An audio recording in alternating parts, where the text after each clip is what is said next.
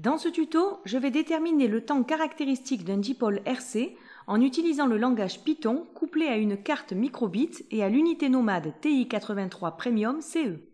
Pour illustrer ça, et sans pour autant développer, je vais m'appuyer sur la situation déclenchante simplifiée que voici et qui est basée sur le fait qu'au-delà d'une certaine tension aux bornes du condensateur, le module de temporisation coupe l'alimentation électrique. Du coup, j'en profiterai pour déterminer la valeur de la capacité C du condensateur étudié. À noter que cette situation peut être mobilisée dans le cadre du programme de terminale spécialité physique-chimie. Avant de commencer, et si ce n'est pas déjà fait, il faut préciser qu'une phase de préparation est nécessaire pour permettre le bon fonctionnement de la carte avec la machine. Et je détaille d'ailleurs tout ça sur ma vidéo, produire un signal sonore avec le langage Python à l'aide de la carte microbit et de la TI-83 Premium CE. Pour ma part, cette étape est déjà faite et je vais d'abord présenter rapidement le montage. Sur une platine breadboard, j'ai branché en série une résistance de 10 kΩ et un condensateur de capacité C inconnu, tous deux alimentés par une source idéale de tension égale à 3,3 volts générée par la carte microbit.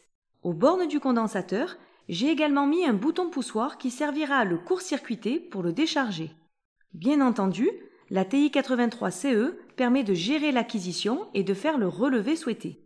On a également la tension UC du condensateur qui est mesurée sur l'entrée analogique PIN 2 de la carte microbit. D'ailleurs, il est nécessaire que je fasse un point sur ce que l'on va relever. En effet, la broche analogique lit le signal, qu'elle convertit en une valeur numérique comprise entre 0 et 1023. 0 correspond à 0 volts et 1023 à 3,3 volts. Or, pour un condensateur initialement déchargé, τ correspond à la durée nécessaire pour que la tension UC aux bornes du condensateur atteigne 63% de la valeur de la tension du générateur lors de la charge. Ce qui veut dire finalement que la valeur numérique correspondante est 63% 2023, c'est-à-dire 645. J'utiliserai donc directement cette valeur dans le code. Je peux maintenant passer au script et pour le visualiser dans son ensemble, je vais profiter de l'interface de programmation en ligne du site de VitaScience. Alors, je vais dans le menu Programmer, puis je sélectionne Texas Instruments, et dans l'interface de programmation, j'active le mode Code. Et voici une proposition de script que je vais commenter. On importe d'abord les modules utiles. From microbit import étoile, qui permet la gestion de la carte par la machine. From mbpins import étoile, pour activer les méthodes analogiques et numériques sur les broches d'entrée-sortie. Et j'importe le module time pour obtenir, comme son nom l'indique, les méthodes en lien avec le temps. Ensuite, on mobilise une boucle non bornée while qui va répéter les instructions tant que la touche échappe, donc annule, n'est pas appuyée. Je vais supposer que le condensateur est déchargé lorsque la valeur numérique relevée à ces bornes est inférieure à 5. Pour ça, je mets une première condition if. Si la valeur analogique de la tension renvoyée sur la broche 2 est supérieure à 5, alors le condensateur n'est pas déchargé et donc il faut appuyer sur le bouton poussoir du montage.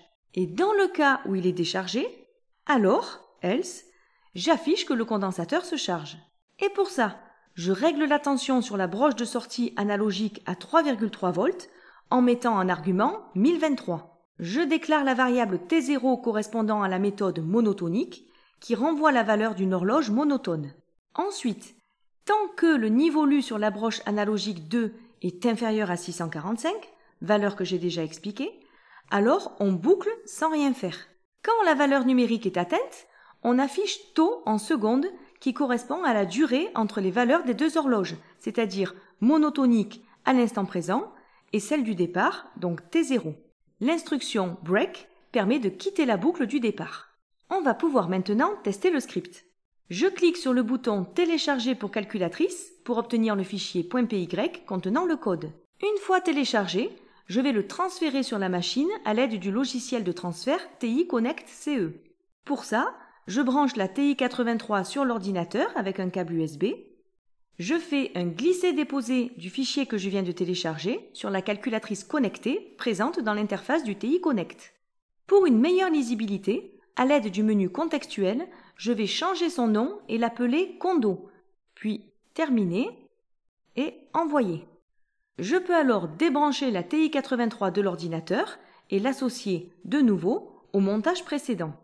Une fois réalisé, je vais accéder à l'application Python en cliquant sur la touche Programme, puis 2.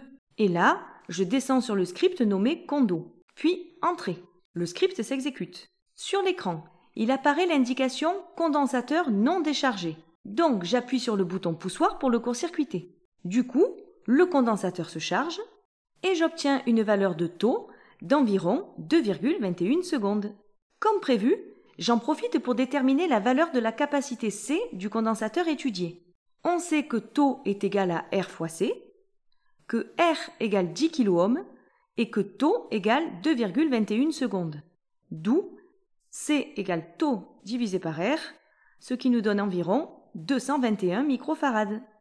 Un prolongement possible peut se faire, toujours en lien avec les capacités exigibles de terminal physique-chimie spécialité, en calculant l'incertitude type composé et en comparant la valeur expérimentale mesurée à la valeur théorique. Ce tuto s'achève ici. Au revoir.